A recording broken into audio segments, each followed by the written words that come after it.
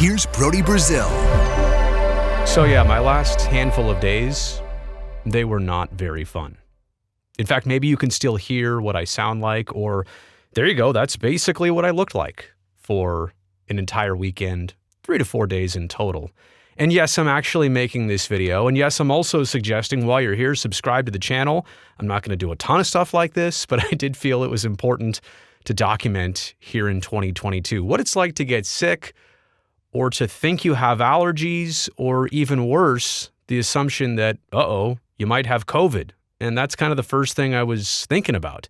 Not feeling well, didn't really have a temperature, but starting to get a little mucusy, not to get too graphic here, but just wasn't feeling right. So instantly, this is your first thought. You got to sort this out straight away. Because if you do have COVID, the big things are this. You want to retrace all your steps, right? You want to talk to people you had been around, potentially exposed. You also then need to kind of reschedule your next 3 to 5 to 7 days. Like, you just need to prepare for the future, right? We all work on schedules. We're all busy.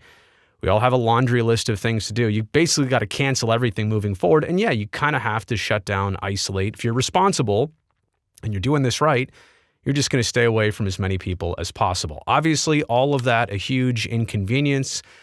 And that's why it was a huge relief when, bang, there's one of a couple tests that were administered inside our house. Multiple tests, multiple people, multiple days, just to be sure. How many more tests do we have remaining in our house? I don't know, but we could probably use a few more. So send them over if you could. But the frustrating part about this, for me especially, the frustrating part of getting sick in 2022 is you don't know what it is necessarily. It could be allergies this time of year. The common cold is what I'm chalking this up as having. But you don't really know. And then you also kind of have no control over, in my case, how I look and sound. It's part of my job to present. And I think even right now, I feel like on the border of, should I even be making this video, sounding a little nasally here when I talk, but I have no control over that. And so when I show up to work, there's no hiding.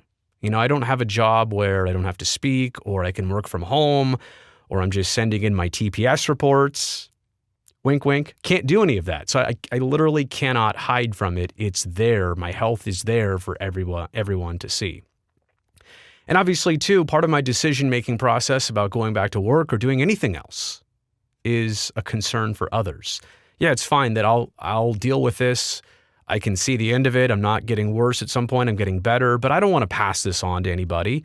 And my body is able to fight this off, whatever it is. So I want to make sure nobody else has to go through this if I can control that.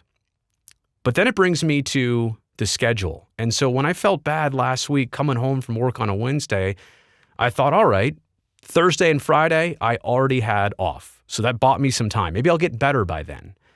But then I didn't. And by Friday night, my voice got really gravelly. I could have recorded a late night DJ series, the way my voice was going on Friday night. And so that wasn't good. And then there's a baseball doubleheader I was supposed to work on Saturday.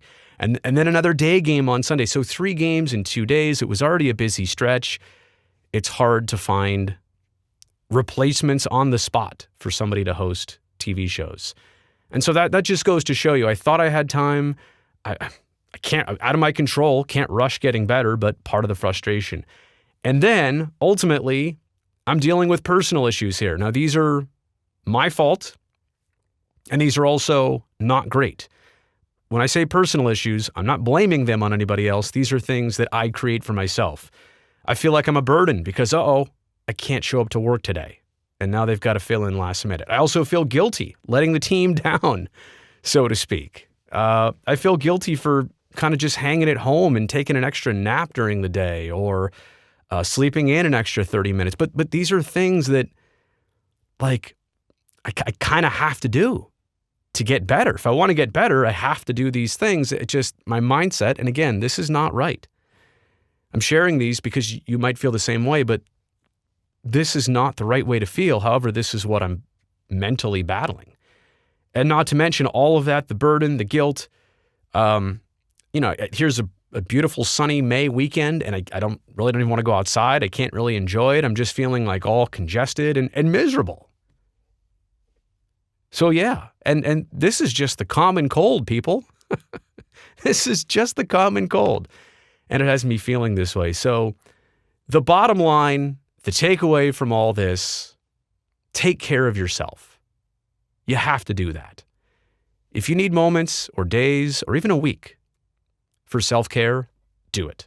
Mentally, physically, nobody else is going to stop the clock for you and take the time off for you. I think that's important to consider and reconsider and remember. You're the only person who knows you and knows what's going on and knows when you need a break. And despite how many people it might upset, disappoint, inconvenience, doesn't matter. Only you can take care of yourself.